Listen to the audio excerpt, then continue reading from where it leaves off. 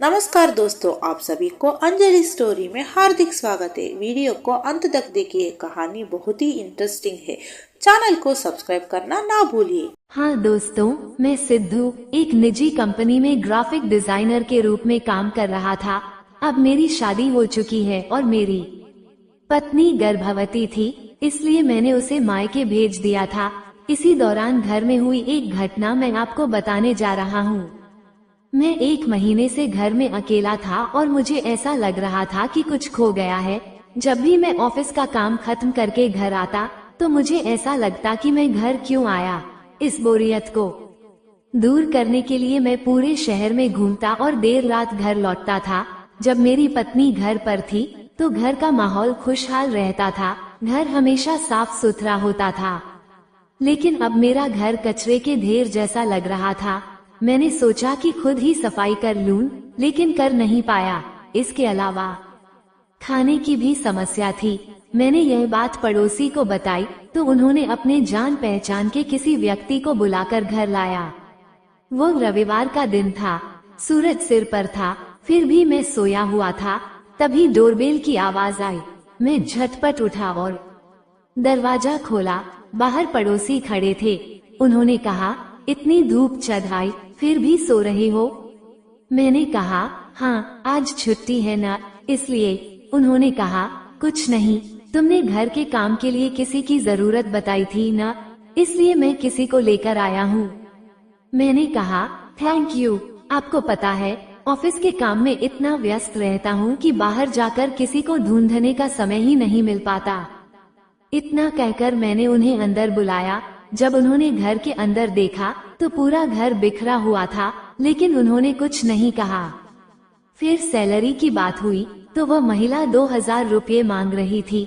मैंने थोड़ी कमी करने को कहा तो उन्होंने 200 रुपये कम कर दिए।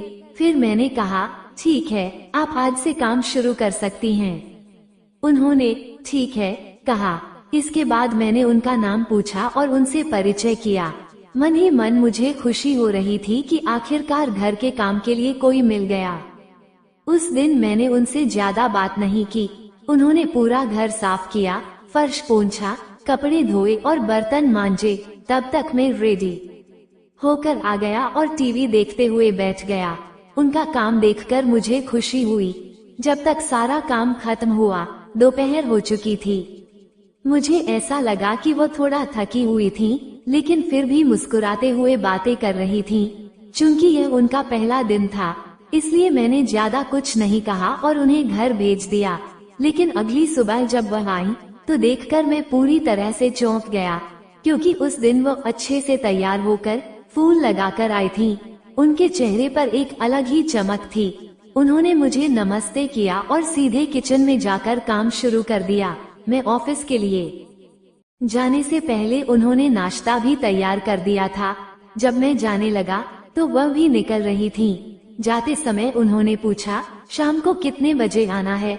मैंने कहा, 7 बजे आ जाना। इस तरह वह रोज आकर काम करने लगी। कुछ दिन बीत गए और अब हम थोड़ा अच्छे से बात करने लगे थे। एक दिन जब मैंने छुट्टी ली और घर पर था तो उन्होंने चाय देते हुए मेरी तरफ देखा, लेकिन जैसा हर किसी के साथ होता है, मेरे साथ भी वही हुआ। किसी और को देखकर वो अंदर ही अंदर मुस्कुरा रही थी। मुझे ये देखकर अजीब लगा कि वो मुझ पर क्यों हंस रही हैं। मैंने तुरंत खुद को संभाला और बैठ गया। तब उन्होंने पूछा, मालिक, आज ऑफिस नहीं गए? मैंने कहा, नहीं, बस यूं ही वापस आ गया, कुछ अच्छा नहीं लग रहा था। उन्होंने कहा, अच्छा, ठीक है। कुछ और दिन बीत गए। एक दिन जब मैंने फिर छुट्टी ली तो मैं फिल्म देखता रहा और आराम करता रहा। उस दिन कपड़े सब गंदे हो गए थे और मैं धोना भूल गया था। शाम को जब वह आई तो चुपचाप बैठकर बातें कर रही थी। अचानक उन्होंने पूछा, मालिक, आपकी पत्नी कब लौट रही हैं? अभी कितने महीने बाकी हैं? मुझे ये सुनकर अजीब लगा, क्योंकि उन्होंने ये सवाल पहले कभी नहीं पूछा था। मैंने जवाब दिया, अभी सब निपटाकर वापस आने में करीब 8-10 महीने लगेंगे। ये सुनकर वो मुस्कुरा दी। मैंने पूछा, क्यों? इसमें हंसने वाली क्या बात है? उन्होंने कहा, कुछ नहीं, बस आपको देखकर दया आती है। मैंने कहा, मुझे समझ नहीं आ रहा, तुम क्या कह रही हो? उन्होंने फिर कहा, अकेले रहना मुश्किल होता है ना? मैंने मजाक में कहा, इसलिए तो तुम हो काम करने के लिए रखा है। ये सुनकर वो मुझे हैरानी से देखने लगी। मैंने कहा, क्या हुआ, ऐसे क्यों देख रही हो? वो मुस्कुराते हुए बोली, कुछ नहीं, बस आपको देखकर दया आती है। मैंने कहा, कोई दया वया नहीं चाहिए, कुछ ही दिनों में मेरी पत्नी लौट आएगी, तब देखना। उन्होंने जाते जाते कहा, ठीक है मालिक। तभी मेरी नजर उनके सौंदर्य पर चली गई। उन्होंने ये देख लिया और कहा, अच्छा, मैं किचन में काम करती हूँ। मैं भी तुरंत बाथरूम चला गया। जब मैंने वहाँ जाकर खुद को देखा तो मेरे कपड़े गंदे थे। मुझे समझ आ गया कि उन्होंने ऐसा क्यों कहा था। अगर उन्हें कपड़े धोने थे तो उन्हें सब पता ही था। फिर मैं बाहर आकर बैठ गया, लेकिन वही बात मेरे दिमाग में घूमने लगी। अगर उन्होंने ऐसा कहा तो उसकी कोई वजह तो होगी। फिर मैंने सोचा, इसमें मेरी गलती क्या है? कितने दिन तक खुद को रोक सकता हूँ? यही सब सोचते हुए मुझे प्यास लगी।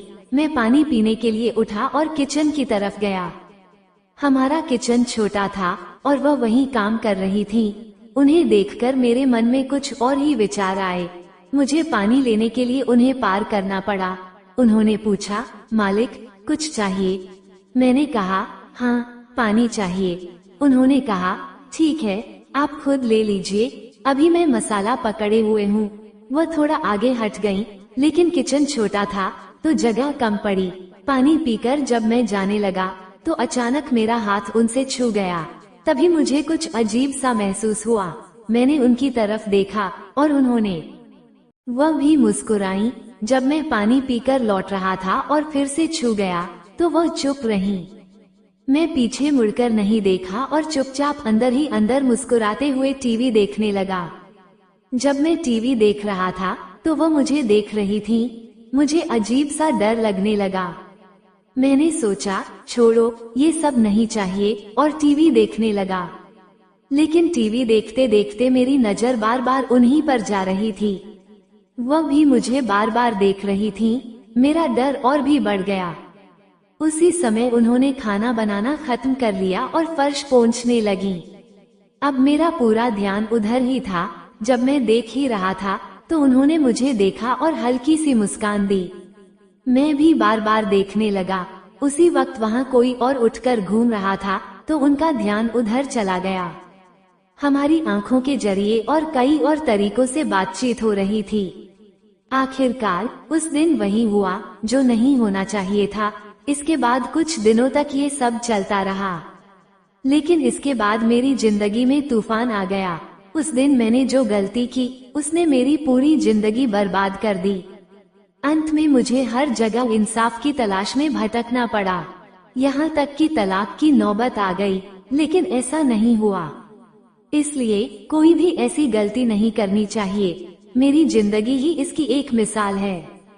हमें समाज में एक अच्छे नागरिक की तरह जीना चाहिए और समाज को अच्छा संदेश देना चाहिए। हमें प्रेरणादायक कहानियों के बारे में जानना चाहिए। इन घटनाओं को हमें केवल एक कहानी की तरह ही देखना चाहिए, न कि गंभीरता से लेना चाहिए, क्योंकि ये सारी बातें काल्पनिक हैं और इन्हें केवल एक कहानी के रूप में ही देखना चाहिए। कुछ काल्पनिक घटनाओं को प्रेरणा के रूप में नहीं लेना चाहिए। हमें समाज में अच्छा इंसान बनकर न्यायपूर्वक जीवन जीना चाहिए। हमें अपने जीवन को खुशहाल बनाने वाली कहानियाँ पढ़नी चाहिए और उनसे प्रेरणा लेनी चाहिए।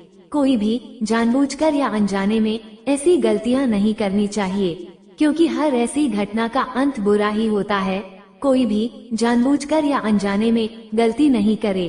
दोस्तों, अगर आपको ये कहानी पसंद आई हो तो इसे लाइक करें और हमारे चैनल को सब्सक्राइब करें।